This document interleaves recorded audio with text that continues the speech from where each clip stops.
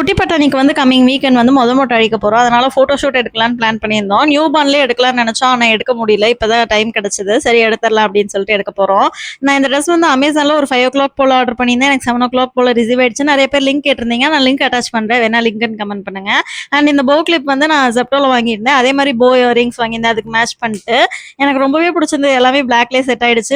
என்கிட்ட மட்டும்தான் black dress இல்லாமல் இருந்தது. பிளைன் பேக்கில் தம்பிட்ட மதன்ட்டெல்லாம் இருந்தது. அதனால அவங்களுக்கு அதே போட்டாச்சு.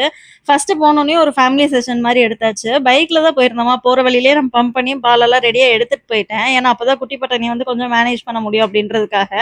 இன்னும் வந்து குட்டி பட்டாணி ஸ்டடியா உட்காராதனால நிறைய பக்கம் வந்து உட்காந்து எடுக்க முடியல. படுக்கிற போட்டோஸ்ல எல்லாம் நல்லா கம்ஃபர்டபுளா படுத்து எடுத்துக்கிட்டான். உட்கார்றதுல தான் கொஞ்சம் கஷ்டமா இருந்தது. ஆல்ரெடி வந்து நான் ஒரு 1 month போல விசாரிச்சிருப்பேன் போட்டோஸ் எடுக்கலாம் அப்படின்னு சொல்லிட்டு குட்டி பட்டாணி குப்புற விழுந்தப்ப இருந்தேன். எடுக்கவே முடியல. நிறைய பக்கம் வந்து பிரைஸ் ரொம்பவே ஹையா இருந்தது. எனக்கு வந்து இந்த 1 hour செஷனுக்கு வந்து 2700 போல ஆச்சு. நான் 1 hour மட்டும் புக் பண்ணியிருந்தேன். ஸ்டுடியோ நேம் வந்து நான் கீழே டேக் பண்றேன். அதே மாதிரி வந்துட்டு நாங்கள் சாப்பிட்டுட்டு அப்படியே கிளம்பியாச்சு. டேவே ஃபுல்லாக ஹாப்பியாக இருந்தது. ஃபோட்டோஸ் வந்து அப்கமிங்ல ஷேர் பண்றேன். பை.